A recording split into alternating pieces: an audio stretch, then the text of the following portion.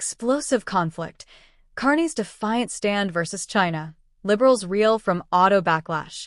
Canada is currently navigating a complex and volatile geopolitical and economic landscape, with Prime Minister Mark Carney at the helm, facing a myriad of challenges that test the resilience of his administration. The multifaceted nature of these challenges stems from escalating trade tensions with major global powers, particularly China, as well as domestic economic pressures exacerbated by global market shifts and the urgent need for strategic policy responses to ensure economic stability and growth.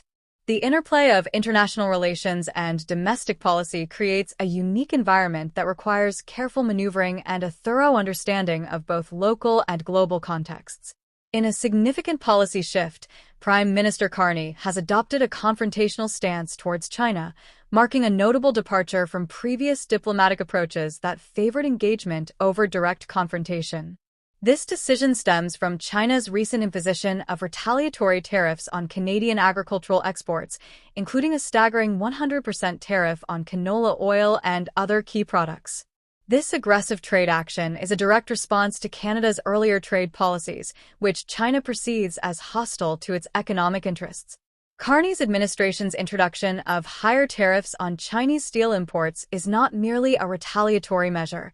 It reflects a broader strategy to protect Canadian manufacturers from perceived unfair competition and to assert Canada's economic sovereignty in an increasingly competitive global marketplace. The Canadian government's resolve to stand firm against China's economic aggression signals a significant shift in trade policy, one that may have long-term implications for bilateral relations. The backdrop to this confrontation includes a joint naval operation where Canadian and Australian warships transited the Taiwan Strait, an area of heightened geopolitical sensitivity. This operation prompted severe criticism from China, which accused the vessels of engaging in provocative actions that threaten regional stability. The naval operation underscores not only the military alliances forming in the Indo-Pacific, but also the delicate balance Canada must maintain in its foreign relations, particularly in relation to China and the United States. The potential for miscalculations in this tense environment poses risks not only to Canadian interests, but also to broader international stability. As tensions rise, Canada finds itself at a crossroads, where decisions made today could reverberate through future diplomatic and economic relationships.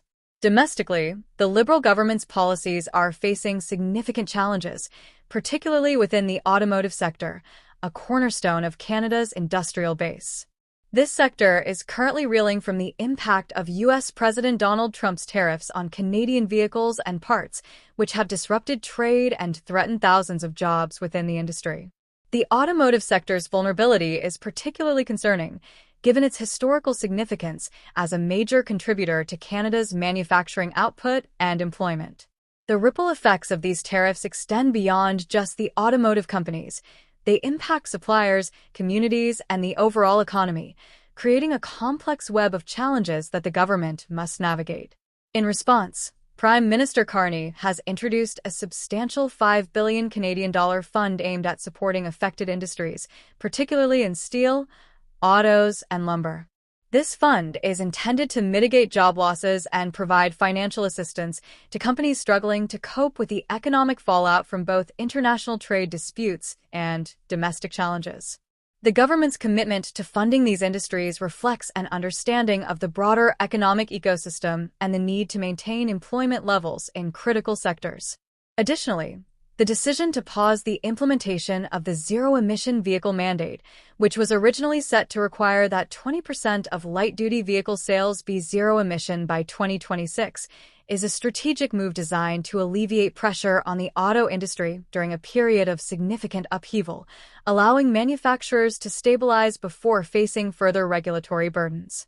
These international and domestic challenges are occurring against the backdrop of a contracting Canadian economy, which experienced a troubling 1.6% economic contraction in the second quarter of 2025.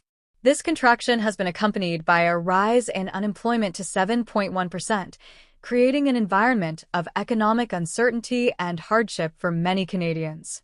The increasing cost of living, coupled with rising interest rates, has further strained household budgets, leading to a decline in consumer confidence. These economic indicators highlight the urgency of the government's response to stabilize the nation's economic outlook and restore confidence among consumers and businesses alike. The government's capacity to implement effective economic policies will be crucial in reversing these negative trends and ensuring a sustainable recovery. In light of these challenges, Prime Minister Carney's Buy Canadian initiative emerges as a strategic pivot towards reducing Canada's economic reliance on the United States. This initiative encourages Canadians to support domestic industries and use locally sourced materials and labor, fostering a sense of national pride and economic self-sufficiency. By promoting domestic consumption, the government aims to bolster local economies and create jobs, ultimately contributing to a more resilient economic framework that can withstand external shocks. The initiative also seeks to enhance the competitiveness of Canadian products in the global market by emphasizing quality and sustainability, thereby appealing to consumers who prioritize ethical consumption. Looking ahead, Canada's ability to navigate these complex international and domestic challenges will depend significantly on effective policy implementation and international diplomacy. The government's actions in the coming months will be critical in determining the nation's economic trajectory and its position on the global stage. Prime Minister Carney's leadership is being tested as he addresses the multifaceted challenges posed by international trade tensions and domestic economic pressures. The path forward will require not only sound economic policies, but also a nuanced understanding of international relations and the ability to engage with allies and adversaries alike. The current situation in Canada serves as a testament to the complexities of modern governance in a globalized world, where economic interdependencies and geopolitical rivalries can quickly escalate into crises. The government's response to these challenges will not only shape its domestic policies, but also influence its standing in international relations. As Canada continues to grapple with these issues, the outcome of Carney's strategies will likely resonate well beyond its borders, impacting global trade dynamics and international diplomatic relations. The interconnectedness of today's economies means that decisions made in Ottawa can have far-reaching consequences, necessitating a careful and strategic approach to governance.